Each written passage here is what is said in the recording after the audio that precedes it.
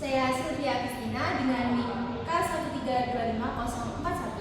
Saya Roda Sudah Kolbu dengan NIM K1325037. Saya Alda Nugia Wisata Pertiwi dengan NIM K1325056. Saya Ziko Ferdan Raja dengan NIM K1325044. Ya, selamat menyaksikan Videonya. Ini saya sebagai perwakilan dari kelompok kami untuk ingin menjelaskan beberapa materi di Dasmat, Dasar Matematika. Yang ingin saya jelaskan di sini adalah kalimat terbuka. Kalimat terbuka adalah kalimat matematika yang belum diketahui benar atau salahnya.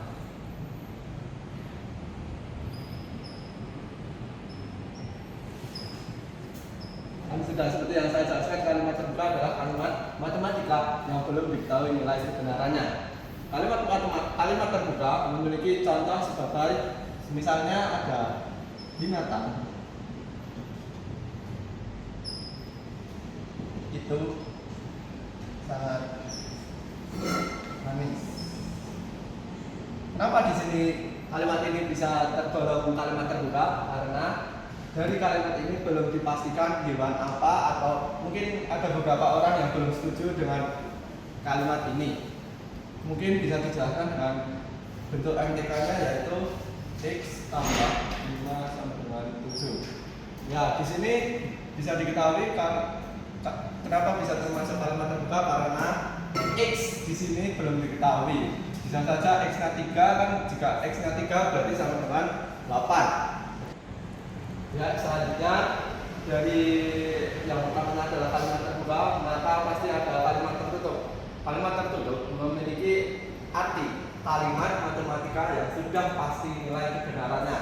Nah, jika sebuah kalimat memiliki nilai kebenarannya, berarti dia termasuk atau memiliki ekuivalen dengan kalimat pernyataan. Seperti contoh berikut.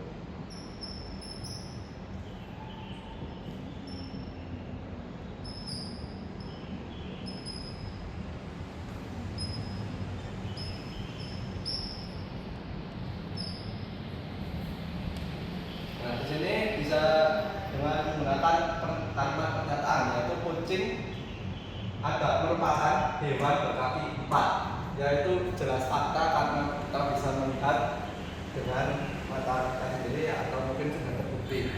Lalu ada contoh secara kalimat matematika atau secara matematis, yaitu X tambah 5 sama dengan 7 untuk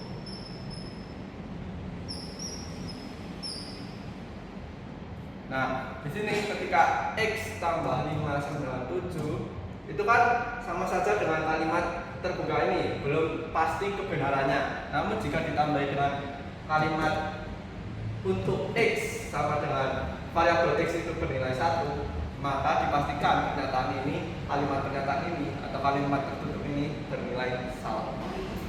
Baik, saya akan memberikan materi selanjutnya, yaitu tabel kebenaran. Nah, tabel kebenaran adalah tabel yang digunakan untuk menentukan nilai kebenaran dari suatu pernyataan logika yang melibatkan operator logika. Nah, untuk itu kita harus mempunyai dua pernyataan P, dua pernyataan I. Nah, karena ada dua pernyataan, kita bisa menyimpulkan bahwa pernyataan P itu benar, I itu benar, T itu benar, P itu salah, I itu salah, P itu salah, I itu benar, P itu salah, itu salah. Kita memiliki pernyataan P atau I. Nah, ini itu bisa kita sebut disjunksi atau disjunction. Nah, pernyataan itu memiliki syarat jika ada salah satu pernyataan benar, maka nilai kebenarannya adalah benar di antara dua pernyataan ya. Jadi P atau I, P-nya benar, I-nya benar. Nah, tadi sesuai syarat P-nya salah satu harus benar, maka pernyataan tersebut benar, maka ini bernilai benar. Lalu P atau I ada benarnya seperti benar, P atau I S salah dan benar, ada benarnya berarti ini bernilai benar. Jikalau S dengan S kan tidak ada nilai benarnya, maka pernyataan ini salah. Lalu pernyataan tadi adalah P ganti atau konjungsi.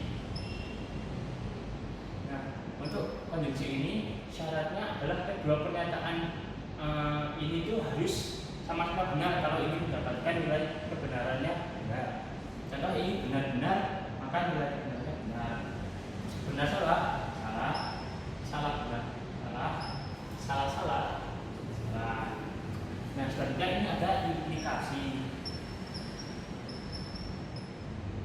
implikasi ini, jika P maka Q. Jika kita ibaratkan saja sedang ujian ya, kita menggarap ujian dengan benar. Lalu guru memberikan nilai atau mengoreksi pekerjaan kita itu dengan benar, maka kesimpulannya adalah benar.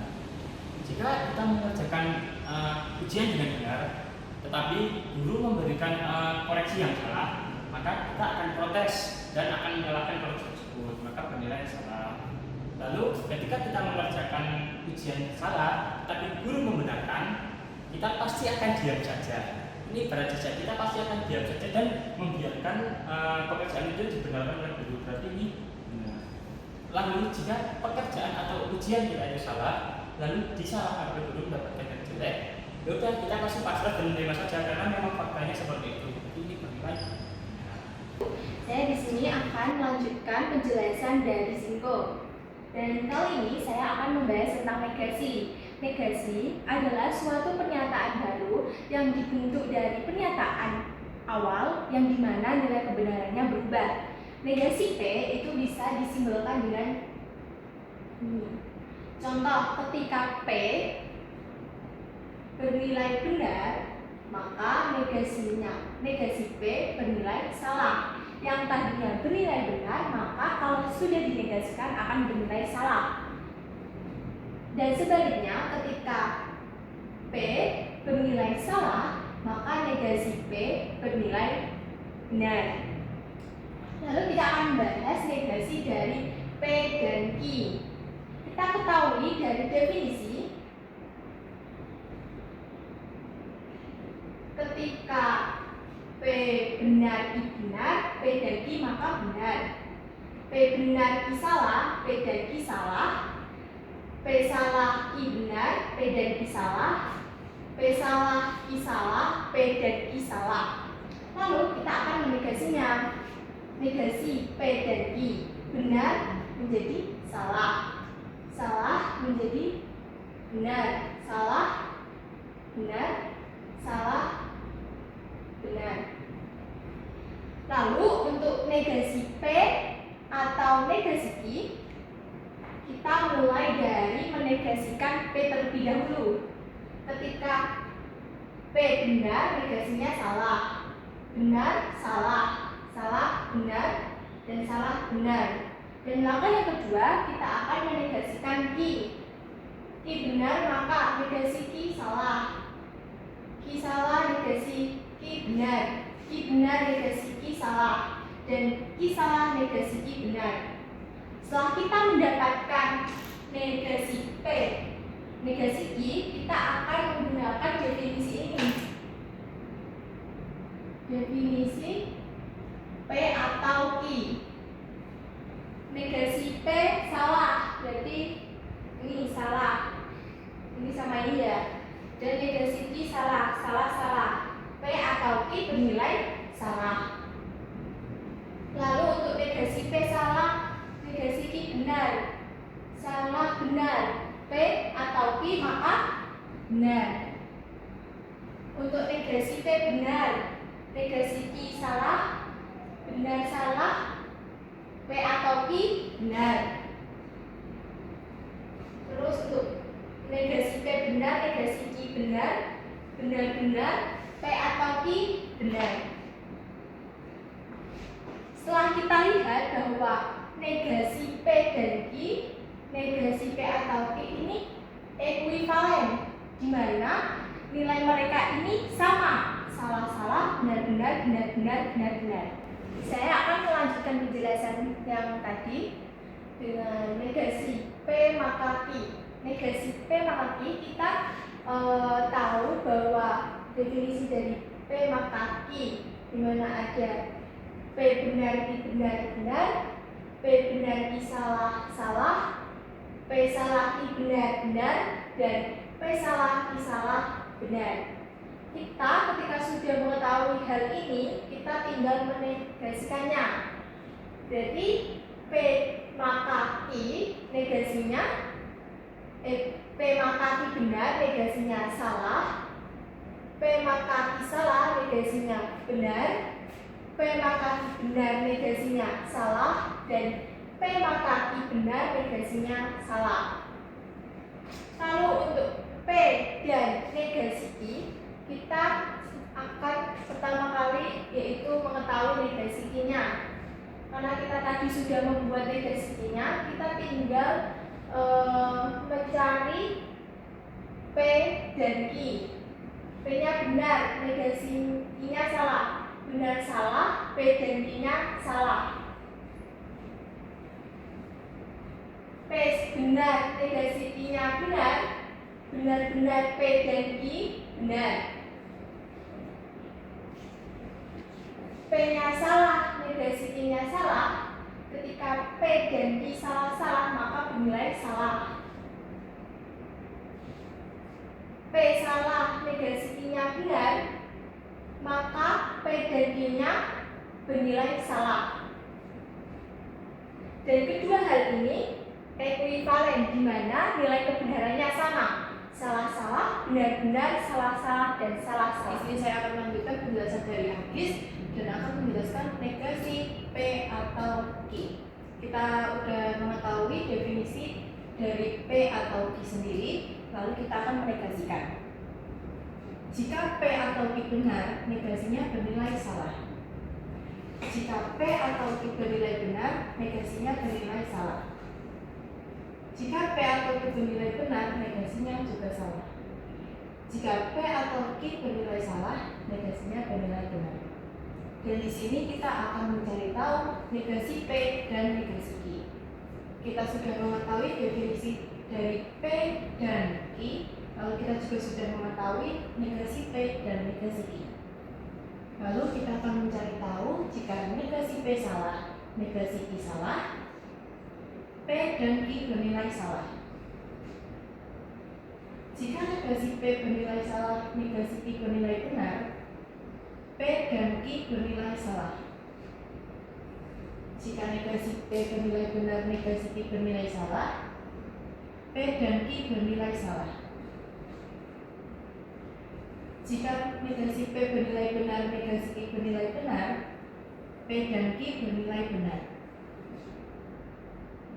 Bisa kita lihat di sini negasi P atau Q dengan negasi P dan negasi Q bernilai sama. Jadi untuk negasi P atau Q ekuivalen dengan negasi P dan negasi Q. Di sini saya akan melanjutkan penjelasan dari orang. Saya akan menjelaskan tentang bab diindikasi. Diindikasi itu memiliki arti P jika dan hanya jika Q. P jika dan hanya jika Q itu dilambangkan dengan P jika Q dan jika Q maka P. Karena di sini kita belum memiliki tabel kebenaran jika Q maka P, maka di sini saya akan membuat tabel kebenaran jika Q maka P. Kita memiliki Q benar, P benar, maka jika Q maka P-nya yaitu benar. Kemudian kita memiliki Q salah, P benar, maka jika makanya yaitu benar. Kemudian kita memiliki jika Q benar, P salah, maka kita memiliki jika makanya benar salah. Kemudian jika Q salah, maka P salah, kita memiliki jika maka benar. Kemudian saya tinggal menuliskan kembali tabel ini di sini.